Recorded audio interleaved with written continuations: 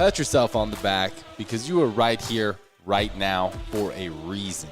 Welcome to the On Purpose podcast, where together we will empower ourselves and others to live lives with more passion and purpose. How you doing this morning, Jared?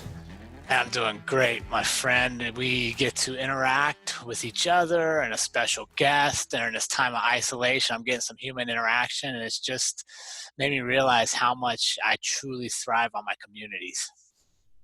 Yeah, me too, man. It has been a lesson just these past 2 weeks of wow, community is so important. And I'm so grateful that we have social media and stuff like Zoom calls, because I'd be in bad shape without it. That's for sure. Yeah. And it's funny, how much negativity is geared towards social media and technology. And right now we're literally like, if we didn't have it, you would have no human interaction outside of your house. Oh, dude, it'd be crazy. I can't even think of how the world would look like. You know what I am curious about, though, is what the birth rate 9 months from now is going to go up to. Dude, that's so funny. We're going to have a baby boom, bro. December baby boom is coming, I'm telling you. Generation quarantine. Right. Yeah, that'll be funny. How do you feel looking back now on the humbling times? How has your reflection been on that? Man, well, as you know, I've been reflecting on this. That's the reason why I have a shaven face today.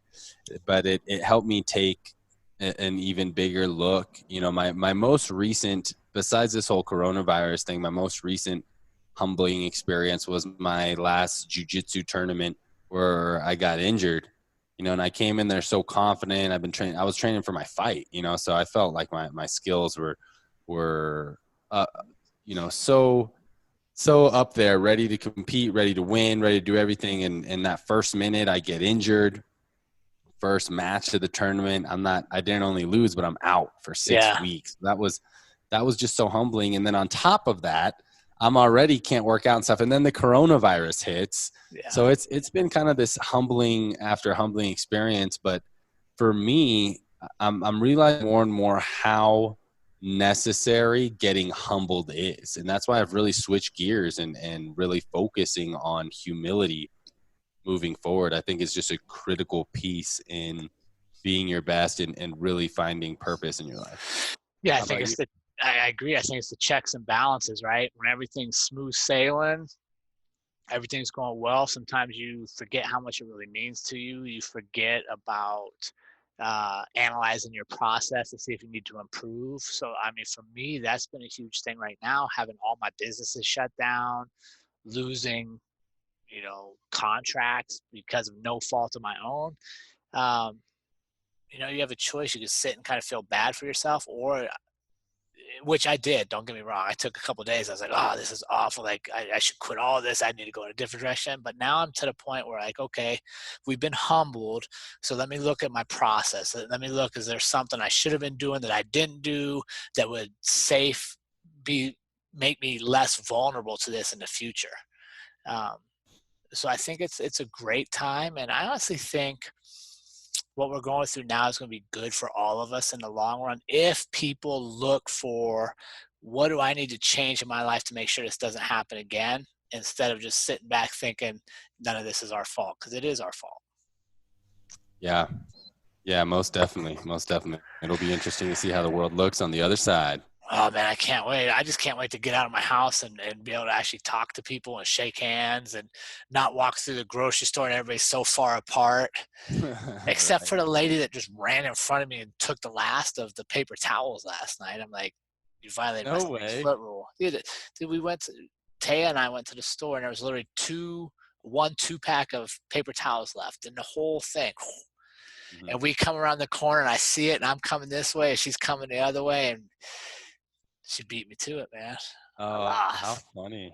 But I'd have given it to her. Like, I wasn't going to fight her over it. But I did think, I don't even think she pondered, do these people need it more than me? Dude, there was this funny thing on Instagram I saw yesterday of this dad doing calculations. He's like, I saw somebody yesterday take 24 rolls from Costco, and he does the whole thing. He's like, there's 166 sheets, blah, blah, blah. He's like, essentially this person would have to be shitting 164 times a day for the 2-week quarantine period. It was hilarious. Yeah, people are definitely overreacting with the toilet paper stuff. I actually just ran out of toilet paper, man, today. So I'm gonna have to figure something out. That's hilarious. Well, I think all of this leads us perfectly into today's guest. Yes, super excited, and not only to learn more about our guest, but to learn more about these cowboy churches that I have seen around. They are definitely an interesting title. Sounds good, man. What do you think? Ready to get him on? Yeah, let's bring Darin on. All right, my friends. So for our community, we have Darin Gleghorn here today. He's the lead pastor of Northern Colorado Cowboy Church, which I've seen some of those and have always wondered what they're about. So I'm really excited for today. Darin is also a family man. He's a husband, a father, and he's also a martial artist out of the Rock Steady program at Trials MMA. So On Purpose Community, please help us welcome Mr. Darin Gleghorn. How you doing this morning, Darin? I'm doing well, guys. How are you guys? Blessed, my friend. We're blessed. Anytime we get to help share stories like this, it's a humbling honor. So we're excited to have you. Yeah, we are. Yeah, it's like Jared had mentioned earlier, we love doing these in person, but with everything going on, we're appreciative that we at least are able to hang out with you on the digital conference call. So thank you for giving us some of your time today and sharing your purpose and story with us and our community. I know that we're all excited to hear a little bit and learn more about you. All right, Darin. Well, we don't like to jump into the deep part of your story without a little warm up first. It's just like at Trials. We got to warm you up and get you moving before we hit the big stuff. So I hope you're ready for this. Well, I've been watching or been listening a little bit, and I've been prepared for this. So. Oh, man. Well, we are creatures of habit, so if you're prepared, I'm excited for your answers. All right, Darin. You get one food to eat for the rest of your life. What are you taking? Oh, man. I know I'm supposed to be all healthy and all that kind of stuff, but hamburgers are my deal, man. They're my jam. I love a good burger, and I can almost eat a burger every day. So. Favorite place to get burgers? Fast food type of stuff. I like Culver's the best, and that's probably my favorite. But my wife makes the best hamburgers that I like at home. So. All right. What's the secret? I think it's the beef. We this year got a what they call a Wagyu cow. Oh yeah, Wagyu meat, and so she's been making Wagyu burgers, and it's been off the chain good. Dang. Well, if she asked me, I'll tell you that you said the secret ingredient was her love. That's what I'll share. It's stirring that extra love into it. That's the best thing. Nice. That's a good choice. I'm definitely a beef man myself. So second question, Darin, is if you could be one superhero with one superpower, who would you be and what would your power be? Man, I have never really been into the old superhero scene, but I knew you guys were going to ask this question. So I went and did a little research. And, you know those people that put out those quizzes on Facebook, all those little quizzes. Yeah. I saw one the other day that said your superhero would be what color shirt you're wearing and whatever is to your right. So that would be gray remote control. But in the superhero status deal, I looked and the one that I found was Deadpool. I don't know if he's a superhero or a supervillain, but he's a smart ass. What? Oh yeah, he is a smart ass. And he's got the superpower of healing himself. So that's what mine would be. Yeah. Have you seen any of his movies? I haven't. I need to go watch some of this stuff. Yeah, well, he's definitely popular amongst the rebellious teenagers of superheroes. I guess that's me. All right, and what? One last warm-up question for you, Darin. What book are you currently reading? I've got so many that I start, and read at one time. But right now, the one that I'm currently reading is called "To Hell with the Hustle," and it's just about slowing down in life. Just trying to find that place of slowing down and enjoying the moments. And so that's "To Hell with the Hustle" is the name of it by Jefferson Bethke. And so That's the one I'm reading. And I'm also reading this great bestseller, Extraordinary People in Ordinary Places. So thank you, my friend. phenomenal. That book, To Hell with the Hustle, that's pretty timely right now, right? Because we're all being forced to actually disengage from our hustle. It definitely is, and he gives an anecdote in there about two fish that are swimming in the ocean, two young fish that are swimming in the ocean, and they come across a older fish. This older fish looks at them and says, "How's the water today, boys?" And they said, "What the hell is water?" See, we get so caught up in the hurry and the hustle of life sometimes that we don't even realize we're in it.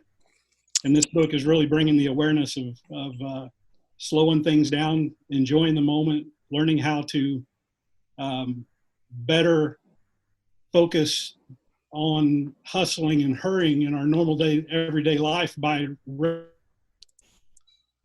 living from the right on time with that book recommendation. For sure. Yeah, very good. Good. You seem all warmed up, Darin. You gotta. I appreciate you doing research on the warm up, man. That's impressive.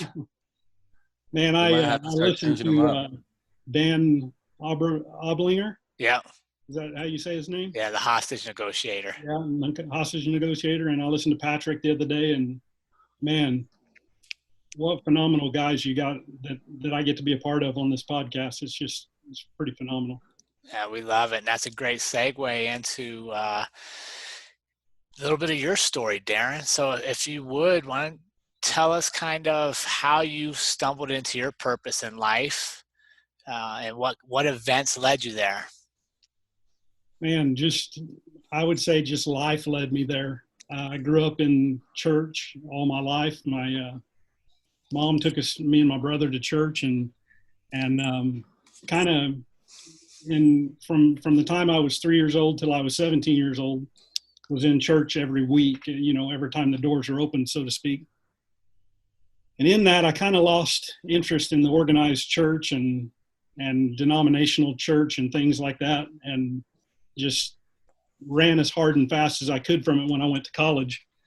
And I don't know if you all know college days like that, but it gets pretty fun, parties and all that good stuff. And so I kind of got into that whole scene, and life just started catching up with me, and I needed to fall back on what I knew as a kid.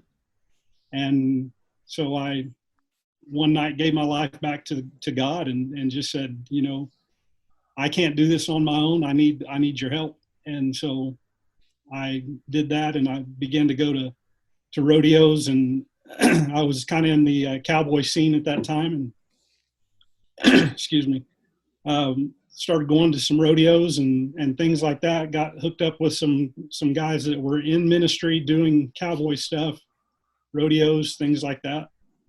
And things just started shifting for me. And I knew that my purpose in life began to be,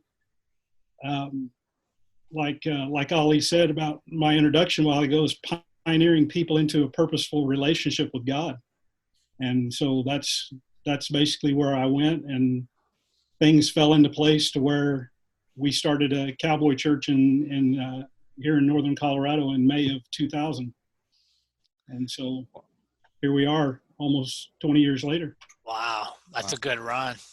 Help me understand, what would you say for people that aren't familiar with the cowboy church concept? What's different between, like you said, the traditional denominational church and a cowboy church? I think the biggest piece of that is it's being authentic and real. One of the things people ask me a lot of times is, do I have to be a cowboy to come to your church? And my is absolutely that's what I thought. Not. I was like, do I got to wear boots and a hat, or? Right. And my deal is be authentic and real. Be who you are. You don't have to try to be a cowboy or anything. I guess my only thing is you got to know who John Wayne is. If you want to come to church, you got to know who John Wayne is. But it's a come as you are type of atmosphere. It's not having any putting preconceived things together. like appearance or occupation or anything like that. It's just we are authentic people, and we began reaching out to the cowboy culture, but the cowboy culture is accepting of anyone. Sure. We just love anyone who wants to come and be a part of an authentic, pioneering type of culture. So Darin, why the name Cowboy Church? Why targeting cowboy culture for worship in a church? Right. Things have transpired over the years. We began by reaching into the cowboy culture in the Northern Colorado area, because that's who we were. That's just the culture we came out of, and we was really reaching into that culture. And just as things have gone over the years, it's been that come as you are type of attitude that people have come in and felt comfortable in our cowboy culture atmosphere. So things have kind of progressed into, we've had doctors, we've had lawyers, we've had people who are of different blue collar, white collar cultures that have come in, and they just felt comfortable there because it is just a come as you are type of atmosphere. And so we've remained reaching out to the cowboy culture with the name, but so many people find out that it's not just cowboys. And I think that's a good tie-in, because if you look back to the Wild West, the cowboy culture was one of the first that embraced people of all ethnicities. You had former slaves that became cowboys. You had Native Americans that had that. I mean, it was truly like, as a cowboy, their values were just hard work, honesty, integrity. And it didn't matter what you looked like, you could come be part of that. Yeah. So I think that's phenomenal for you guys to build a place where people can go. And if you wouldn't mind, I would like to know a little more. Because the Cowboy Church is kind of an alternative, right? Like, it's kind of outside the tradition. Yeah. Was there something that happened that led you to want to go away from tradition? Because I think there's a lot of people, myself included, if you've listened to the other episode, where we question certain things. Was there something that specifically happened with you that made you question, want to look to a different path? Yeah, going back to when I was a kid and growing up in the organized denominational church, mainline denominational churches, some of the ways that it was organized and some of the ways that it was systematically put together, I was personally, as a kid, hurt by some of the things that I saw in that culture. And so when I came back into this, I was like, God, I want to do something for you, but I don't want to do what everybody else is doing. Ooh, I love that. That's kind of that pioneering type of spirit about it. And we wanted to venture, I wanted to venture into ways of reaching people that were not conventional. And the cowboy culture that I was in during that time, I didn't grow up in a cowboy culture. When I was in college, I kind of shifted in that direction because I went to an ag college. And anyways, I wanted to really embrace the culture that I was in and, join God into that. So that's. So a little bit of rebel in you. Yeah.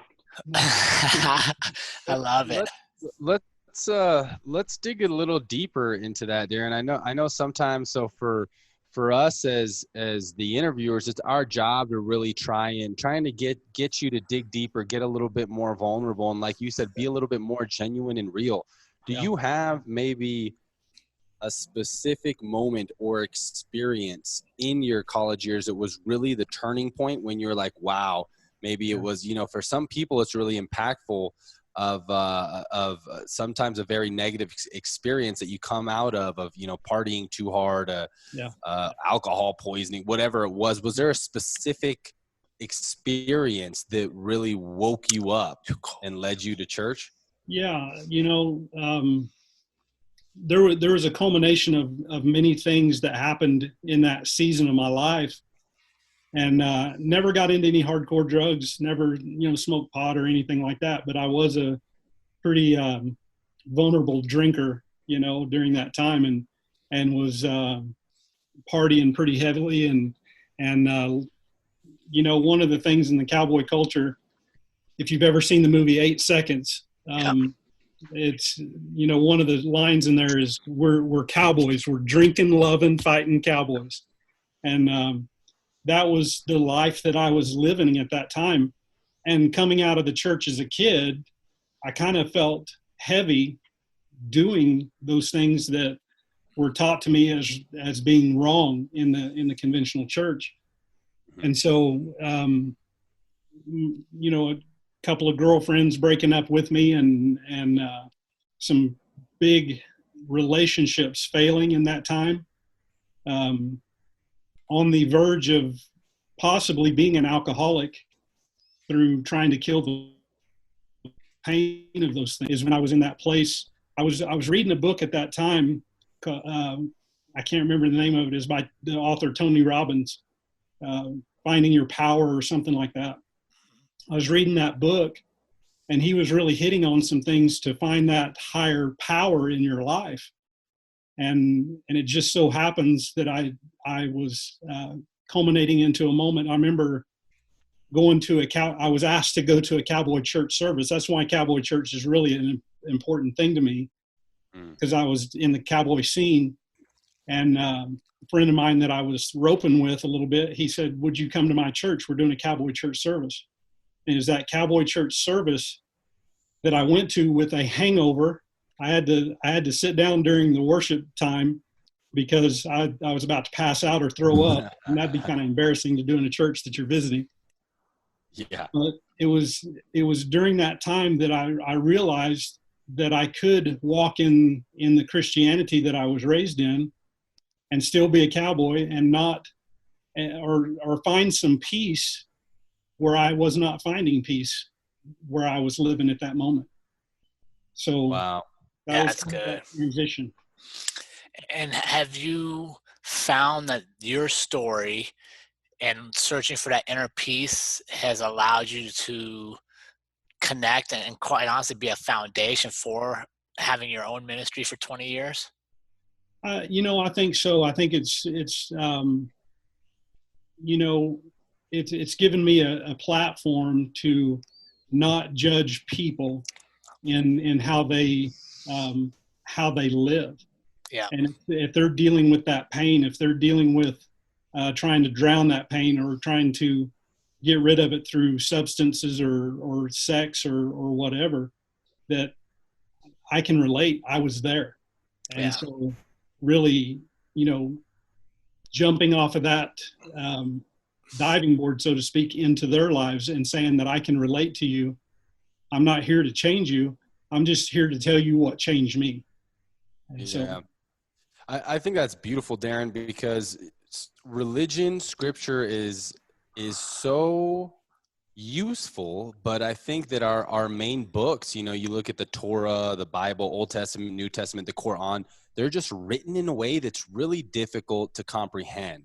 I come from a family, Catholic and Muslim, two very conservative religions. And when you go to some of these traditional services, it's really difficult for some of these messages to resonate with you. And it's all "thy shalt not kill" in the way the language is written. So I think what you guys are doing is extremely unique by targeting a culture. Being from Texas, I was also attracted to the cowboy culture as well. My background's in oil and gas. I got me some Luke Casey boots. I got some cowboy hats. I got it all, even though I'm Arab Mexican, Arabian cowboy over here. But I feel that too as well, that the cowboy culture is very welcoming, especially down in Texas. We have all types of colored cowboys, vaqueros, Mexican cowboys. Yeah. That's a really cool thing. And I haven't seen stuff like that. Churches geared towards a culture. I've never seen a hip hop church, right, or anything like that. So I'm curious to know, what do you think it is about Cowboy Church that really makes it attractive to the cowboy culture? I think you're absolutely right. These ancient writings that we have that we springboard off of in church world, in religion world. It's ancient. It's like you said, it is ancient writings. They're hundreds and thousands of years old. Taking those things for us as cowboys, taking those things and trying to make them as simple as possible. Cowboy world is of the simple life. It's horseback. It's not mechanized. For the most part, we like to go back to the roots of those simple ways and be effective in those simple ways. And I think Cowboy Church is trying to do that very thing. Take these ancient writings and make them as simple as possible, make them palatable for people to understand what God was saying in those ancient times, wherever you come from, to make it as simple and palatable as possible. And so that's my, I guess that's my purpose. That's what I look to every week when I put together a message, is making the ancient now as possible. Man, I love it. And I think I shared on the episode where we talked about spirituality, one of the reasons that I really questioned a lot of organized religion, and specifically the strict denominational, was when we were kids. I would say we were a very at-risk family. We didn't have a lot of money. We could have been influenced one way or the other, and we tried to go to church. And because my brother bit a kid in daycare, we were asked to never come back. Oh man! And I remember, like, the other kids in our neighborhood at the time would go to this church, and they're like, "Why don't you guys come to church?" And we had to say, well, we're not allowed because my brother bit a kid. And I think, like, in our communities, that's the kid you'd pull in first, right? Okay, why is this kid biting? Like, he needs something. And I always wonder, like, what would have changed for my brother if, instead of shunning him as the bad kid that was biting people, now your whole family can't come, somebody would have actually embraced him a little bit. So I love what you're doing, Darin, and that you are a place for, let's be honest, the outliers to come. Yeah. To hear the word broken down in a way that we can actually relate to because you've been there. Yeah. It's not coming to me by someone that pretends they're perfect or talks down to us and then we leave. You're not above us, you're one of us. And honestly, in preparation for your episode and just looking for more in my life, I've come to the last 2 Sunday online services and I found great value in them. So I appreciate what you're doing. Wow, that's an honor, man. Thank you so much. Yeah, I'm gonna cowboy up one of these Sundays, maybe after this virus stuff, and throw my boots on and come down there and check it out. And if you want, I could drive you over to King Ranch and guaranteed they'll let us in if we show up in that. Boy, that's front row parking. I was wondering if you had King Ranch only parking for us. Hey, Darin, I want to shift gears a little bit because I think one of the fascinating aspects to your life, and certainly what brought us together, and something that I look up to you tremendously for, is your very public battle with Parkinson's disease. Yeah. Can you kind of tell us how that journey's been for you? Like, how did you find out, first off, if you don't mind sharing, because you're on the younger side of the students I get to work with. Yeah. How did you find out, and what was that emotional process? Wow. I remember starting to deal with the tremor. I got a tremor in my left hand and it would come and go. And of course, I just thought it was nutrition or something that I was doing that was causing that tremor. And long story short, I had an ingrown toenail. And so I haven't been to a doctor since 1992 or something like that. So not that I don't like doctors. A lot of times it was that we didn't have the money to go to doctors and things, sure. and I didn't have anything that was really ailing me to go to a doctor. So I went to this outpatient clinic and to have this ingrown toenail removed. And as he is leaning over me doing the checking all my vitals and things like that, he put his hand on my wrist and it was tremoring. He goes, "What's going on there?" And I said, I don't know. I said, "I just got a little tremor in my hand. It comes and goes." And he says, "I want you to get that checked out," because he said, I don't want it to turn out to be Parkinson's. And that was the first words of Parkinson's that was ever spoken, because as far as I knew, it never run in my family or anything. So that really stunned me to hear those words. So as it progressed over the next year, I finally did. Hey, Darin, real quick, what year was that? That was the summer of 2015, I believe. So you hadn't been to a doctor in 23 years, if my math's right? Yeah. And you go for an ingrown toenail. Yeah. And come out being screened for Parkinson's. Right. And, you know, his concern was that it had to do with Parkinson's at the worst level, is what he was trying to tell me. Go get it checked out. So it was not till October of 2016 that I had an appointment with a movement doctor down in Denver. And so I made that appointment, went down to see him. And it was at that point that they run me through the series of tests that they do, and he determined that it was Parkinson's disease. So I remember sitting there, and when he said inside my head so loud that I could not hear another word that he said the whole time. I was relying on my wife sitting next to me to take in what he was telling me, because it rung my ears so loud. Oh my goodness. And so it scared me. Yeah. It absolutely just paralyzed everything about me at that moment. So we left that appointment, and, you know, of course, her and I began to pray about it and really step into our relationship with God about it and things like that. However, during that same time, all of the classic things begin to happen. You know, depression began to set in, even though I found that almost every week I was stepping behind the pulpit and ministering to people every week, stepping over into that other place like nothing was wrong. But then when I would step out of that place, it was just depression and dark days, one after the other, at that point. So that was in October of 2016. Did you hide the fact you had Parkinson's, or were you open with it from the very beginning? I absolutely tried to hide things. You know, when you're tremoring on the outside, it's hard to hide a whole lot. You know, and it was just my left hand. I learned how to stick it in my pocket. I learned how to put things into it, and I learned how to put it behind my back or whatever. But after a time, you know, things just progress, and you can't hide it. So you have to begin to confront those issues. Man, and so you're starting to tremor, but you're still leading people, because one of the big things that we see with Parkinson's, just like you said, is that depression, and quite honestly, which leads to a lot of isolation. Absolutely. I remember you talked about just sitting in your office. Yeah.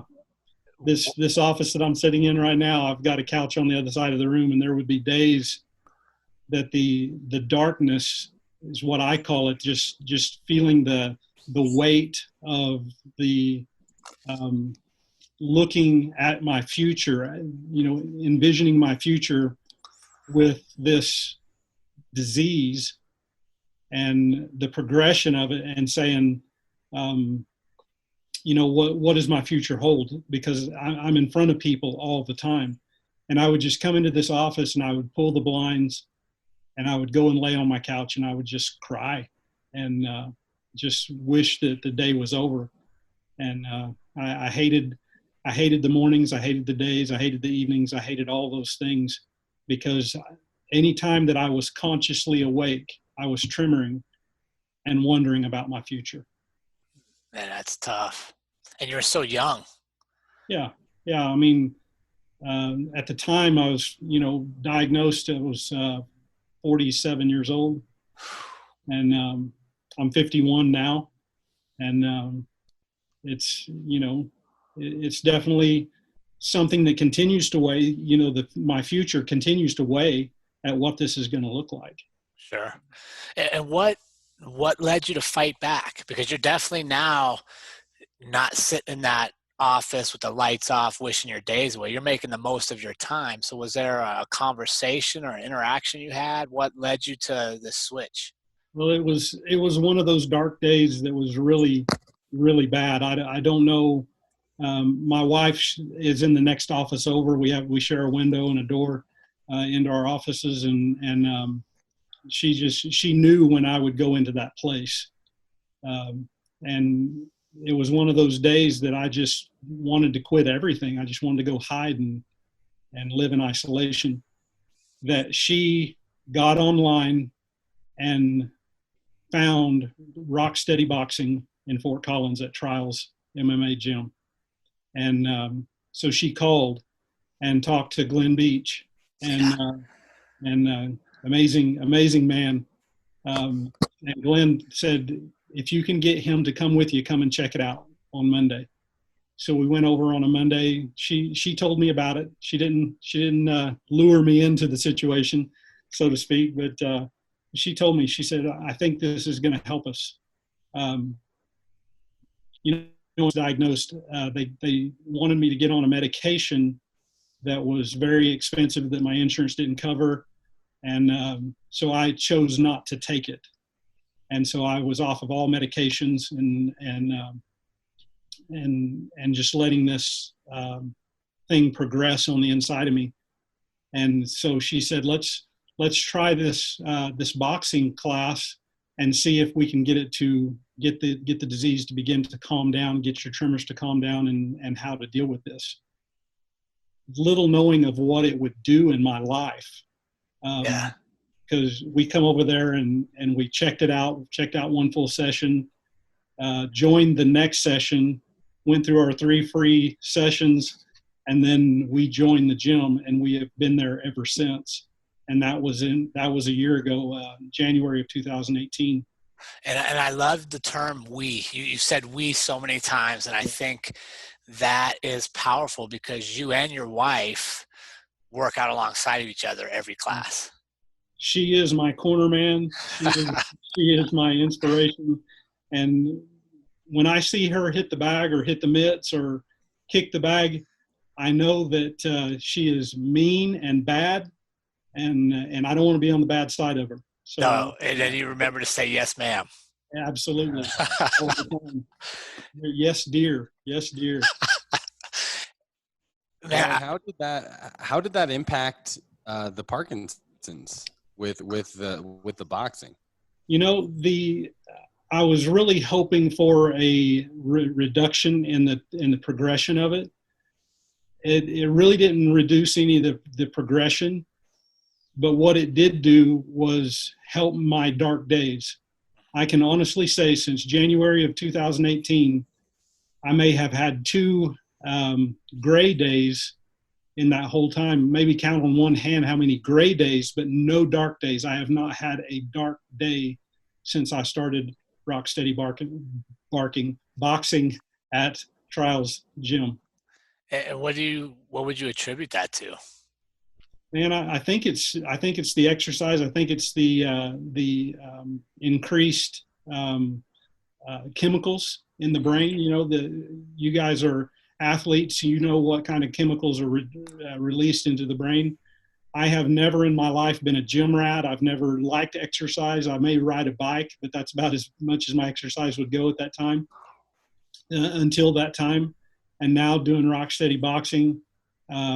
Keeping the balance and the steady left and right thoughts going through your head, learning the 1, 2, 3, 4, 5, 6, and when you're boxing, keeping those combinations straight, making my brain work, releasing that dopamine into the place where it needs to go, and so I think that's been the big part of keeping the depression and the dark days down. And to me, I can live with the tremor at this point, but I can't live with the dark days, and I don't want to. They suck. Do you think the community plays a role in that? Oh man, extremely. walking into Rocksteady Boxing, I didn't walk in as pastor. I didn't walk in as this leader of people. I walked in as just another person walking into a community, and the acceptance that has been taken all the way from Ryan to you, Jared, to Rustin, to Caroline, to Glenn, and then all through that Rocksteady family has been amazingly huge to what I need as a person dealing with this in my life. And so it's huge to have that community. And this whole isolation thing, I hate it because I can't be around my family. Right. Yeah, I definitely feel that as well, Darin. And I think so for my company, actually, the slogan is be your best. And those are two things that are so essential to living your best life is fitness, exercise, and community. And sometimes we do need multiple communities. Like you said, we have a different experience from sitting in the leadership role than when we do being the student role, coach. So that's amazing that you were able to come from, this pastorship to where you're always leading people, being the pastor, and come in and learn something completely brand new with a group of strangers. So kudos to you on that, Darin. I wanted to go back into your experience with the pastorship on one thing you let us know with your purpose, pioneering people into a more real relationship with God and releasing them into their purpose. I want to know more about how you listed here that one of the goals of your purpose is changing the world view of what church is. Can you tell us some more about that? Yeah, one of the things that I see when people come in, they have this preconceived idea of what church is or what it should be or what their experience has been. And one of the things that we did when we started Cowboy Church was to not reach into another person's congregation and pull people or coax people to come into our congregation. And so we really, like Jared said, we want the people who were unchurched or didn't have this preconceived idea, but we do catch those people with the preconceived idea, and in that to give them an experience, to give them just an experience of what we feel like church should be like, not this systematic religion, but to find this pure religion of serving people, of reaching into people's world and being relational with each other, and in turn being relational with God. And so that's, a part of that, what you're asking is trying to come away from that systematic organized religion and coming into a place of freedom in your religion or your relationship with God. That's amazing. Yeah, I saw here as well. I really like the line of church not being a brick and mortar building where God lives, but you had mentioned that it's individual people who are the building where God lives. What exactly does that mean for some of our listeners who may not, and for me too, really, I'm not sure exactly what that concept means. Can you elaborate on that? Yeah, one of the things that preconceived ideas is that people go to church to find God, and that basically God lives within that building, so people have to come there. They come there and they leave there. They come there and have a relationship or worship God there, and then they leave and head back into the world and not have that same experience. And so what we like to do is for people to experience God while they're in the building, but to have an understanding that God lives in you. It's a relationship with Him, and He comes and lives on the inside of you. So you don't have to have that experience at the church once a week or however many times the doors are open to the building, that you carry Him with you. He is with you when you go into your workplace, when you go into your school, when you go into your grocery store or whatever. And so you take him with you. And it's not so that you can just have an experience. It's so that you can serve people from a pure place of servanthood to help and love on people. In the Bible, it said, the Apostle Paul said that pure religion is serving widows and orphans.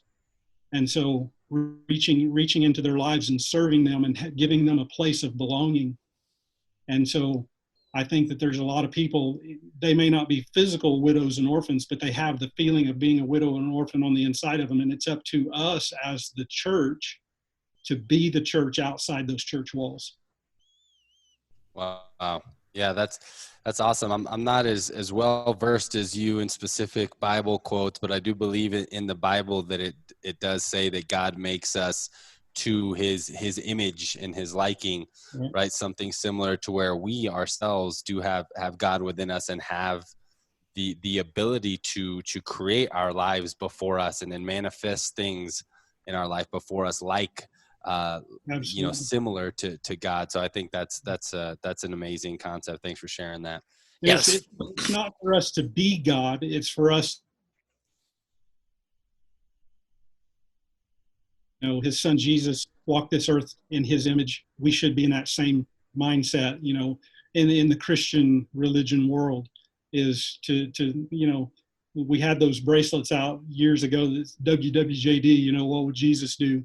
Mm-hmm. That's kind of the concept of saying, I'm gonna walk in the likeness of God. Exactly what you said, Ali.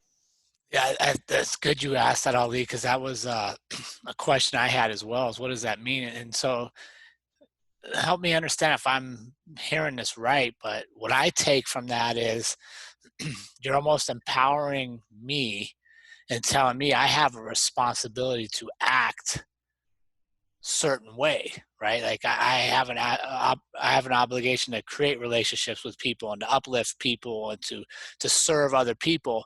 It's not just when I go to church and you serve me, but I should be the one providing service as well. Was that fairly accurate? Yeah, the way that I look at church a lot of times, it's almost like an institution of like a university or something like that. The church building is to go and to learn those ancient writings and try to make them palatable, like I said before, but to take those things which we hear and learn and bring into our lives in the hearing of a church, but then begin to exemplify those things on the outside, begin to be, our behavior becomes to serve people and not just be served. Yeah. Yeah, I love it. I think that's kind of the opposite of what a lot of people view, right? Is they go to church and they just sit and listen, but there's no follow-up, no responsibility to live by what I'm learning. There's no practice. Yeah, it's always easy to go to church and serve people there and be nice and put on your church face and your religious clothes and things like that. But when you leave and go out into the parking lot and somebody pulls out in front of you, are we doing the same thing on the inside that we're accustomed to as what we're doing on the outside? Hey, just remember, Darin, we drive Kings. Nobody pulls in front of us. Right. And yeah, I think, Darin, that your experience is very similar to a lot of people's, to where you're growing up, you got to go to church or synagogue or mosque or whatever it is because your parents make you. And then when you leave the house, I feel that in American culture, religion has really lost popularity. And I think it's because the messages are not being delivered in a way that is targeted to culture, like what you guys are doing. I really am excited to go visit because I really think you guys are onto something here with targeting a group. And like you said, not necessarily taking people out of other congregations, because I think there's truth in everything, right? You're going to find goodness in any religion. If people are congregating for a positive spiritual cause, whether you're a certain religion, there's some good out of it. So I think that's good for everyone. but targeting cultures, you're attracting people that have really no sense of spirituality and religion. So what are some things that you think our listeners could take away, whether they're in a congregation or not, that you have seen over your 20 plus years of pastorship that could be really beneficial for our listeners to put into practice? Yeah, I think that, in simplicity, trying to stay as simple as possible, is that when you serve people, you're stepping into God's territory. And when you're serving, when you're, being nice to people, when you're, one of the things that gets me is sometimes, and this goes on in the Christian world, because we go out to eat after church, we have been into a really nice message and learn these things. And then we go to eat at a restaurant, and a waitress or whatever doesn't serve us the way that we think we should. And we leave them a terrible tip or no tip at all, or leave them a Bible tract on the table. That's not serving them. Oh. And my deal is serve them in a way that if you got terrible service, give them an even better tip, because maybe it'll shake them into knowing that they have a service as well. And so serve people, when we're hospitable to people, when we're giving of ourselves to people, you step into God's world, and it will always come back and pay you dividends. Wow. Yeah, that's great. Serving people, stepping into God's territory. I like that. That's a poster quote right there by Pastor Darin. Let me ask you this, Darin. I know that it takes practice. What you just said there, it's very difficult not only to be, what's that? It's intentional. You got to be intentional about that. It's intentional. And especially when you are treated badly, you could probably give me a Jesus quote here, but I think he says something about, loving your enemies even more, or the people that it's nothing to love people who love you. Right. But the true test is loving those who hate you, I believe is something along the lines. Is that correct? Absolutely. You're right. What would you say? Because that's hard. That's hard to do when someone's being an asshole or a dickhead to you. And yeah. It's, most of us, at least for me, my initial want is to react similarly. Yeah. Right. Yeah. And respond in a negative way. What would you say is a practice to try and be more godly in that way of responding with even more love and kindness when somebody mistreats you? Yeah. Man, that is a tall order, because we're so geared in that fashion to react. And, like I said, it's an intentional thing that you got to do. You got to intentionally be in that moment to know who you represent. If for some reason you're not a Jesus follower, you're not a God chaser, you're not a Christian, so to speak, or any other religion, maybe you don't even believe in God. The fact is, you still represent who you are. There's still the integrity of who you are in that moment. So are you gonna, what I like to tell my leaders a lot of times is, are you gonna bring a can of gasoline to a forest fire, or are you gonna bring a can of water? Because what you're doing, how you react, is either putting water on the situation or putting gas on the situation. Yeah. And so that would be the thing, a practice would be, you just decide within yourself, in those moments, I'm going to bring water to this situation. And, I'm not trying to say that we let people walk all over us, because there's a time that we need to be assertive and stand up for ourselves. But in those moments that are suddenly moments where people are that way to us, then we have to purpose to say, I'm going to bring some water to this. Whether I'm going to say something like, okay, whatever, say something nice, or just not say anything at all and just turn and walk away from those things. And, there's a time of, you're a warrior if you turn and walk away, or you're a warrior if you be assertive. And so I don't know if that answers your question completely or not. It does. And I just have one more before we turn it to Jared here to wrap us up and share some of your socials tags and things. For our listeners, one question I have is why even want to be in this way? What is the benefit of stepping into God's territory? Why be of service from a selfish standpoint? What's in it for me to be a godly serving type of person? How would you answer that? I think, it's exactly what your tagline is being your best self now. And to step into the God's territory, stepping into service and things like that is being your best self. It is leaving a mark upon on the other person's life or people that are watching that situation. It's leaving a mark on their life, saying that this person's got something that I don't have, because I probably wouldn't have reacted to that situation in that same way. But I saw them harness that situation and bring it into a controllable factor, and I want what that guy has. So it's a having and producing the peace and planting or planting a seed of peace into people's life in a world that's chaotic. And so it's so easy for us to get up in arms and go to war with one another when we should be in a place of peace. And so that's, I love it. That's great. Thank you, Darin. Thank you very much for sharing that. Absolutely. It's an honor. So Darin, kind of got two audiences. I think we're going to get a lot of good information out of here.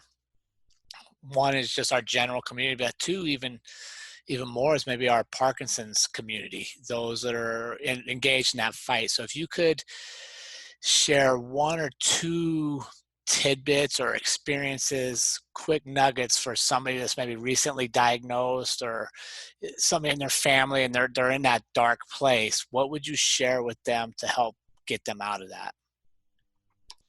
Just my experience of being in the dark place is find a community. Yeah. Find a community of people that you can be vulnerable, that you can be open with, that you can bear.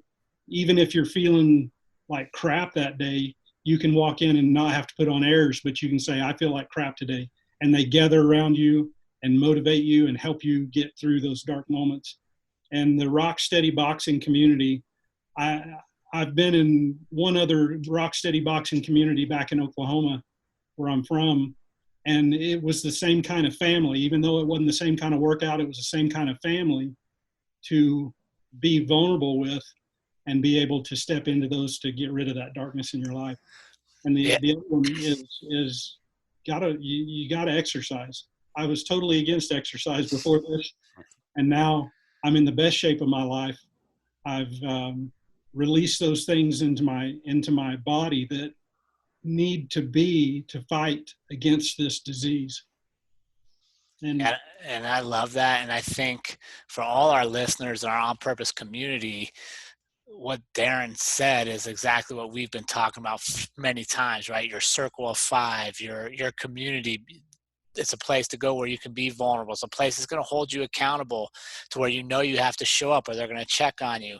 Yeah. It's a place to be you. And I think in this time of isolation and worldwide virus, there's a couple things for me that really come out. One is we are truly one world, which means we need to start caring for each other more. And if you're religious and you're stepping into God's role, that's great. If that's not your thing, just serving your neighbor to be a good person, like just step up and do it, because we are truly united. And two, your community is crucial. Like as we're isolated, you got access to all the technology you want. What are people missing? They're missing each other. So use this time to reflect on who is our community and what do I need to do to improve my community or enhance the community around me. And I think, the Parkinson's community, that's probably the biggest thing I see is when people with Parkinson's come in and they light up a little bit because everybody there is in that same fight, and no longer are they embarrassed by their tremors or trying to hide it by putting it in their pockets. Okay, because everybody has tremors. And then again, you see the whole scope. Some people have less than you, some people have more than you. but when we're there, we're all the same. We're all in the same fight. And I think that's a huge message, especially at this time for our country, for people to really take home, is we are all in one fight together, and we're better off doing it as a team instead of trying to be all by ourselves. Yeah. You know, the quote that I just heard before we come on air was, desperation is the breeding ground for innovation. Yeah. And when you're desperate enough, you will reach into that creativity place. Hopefully you'll reach into it and find that innovation that is going to take you to the next level, whether it's a disease, whether it's depression, or whether it's just being in isolation like we are in this current state. Yeah. No, I 100% agree. Darin, thank you so much for coming on with us. I can't wait to get this out to our community. I think there's a lot we can all learn from you as your example. You are definitely an inspiration to me, my friend, and someone that I look up to, and I really look forward to the days we can all come out of our houses and interact again. Absolutely. Get to shake Ollie's hand. Yeah. So it's an honor. It is such an honor, and thank you guys for the hospitality. You guys are incredible. Yeah. So Darin, if people want to follow you on social media, connect with you, see what Pastor Darin's up to, where can they go? They can go to Instagram, Pastor Darin, and that's PASTR, no O in there, DARIN. So What happened to the O? I think I ran out of room or something. Anyways, something that was unique and kind of catch. So they can, of course, I'm on Facebook as well. So, and Same. It's Darin, DARIN. Awesome. We appreciate you, my friend. It's one thing we're not afraid of around here is telling people the truth, and that is that we love you, my friend, and it's an honor to have you on our show. Love you guys too, and if somebody wants to check out our Facebook page, our website for the church and just see what that experience is all about, n3c.tv. Yeah. The letter N, the number 3, the letter C.tv. And during this time of isolation, you are doing online Sunday at 9:00 services, I believe. Yeah, we're doing it on our website. We're doing it Facebook Live. So they can follow Northern Colorado Cowboy Church as well on Facebook. And we'll do Sunday morning, 9 a.m. Mountain Standard Time, Facebook Live. Cool. Thanks a lot, Pastor Darin. Appreciate it. Absolutely, Ollie. Thank you. All right. Thanks so much. And remember, team, life is far too short to live any other way than on purpose. We will see you all again next week.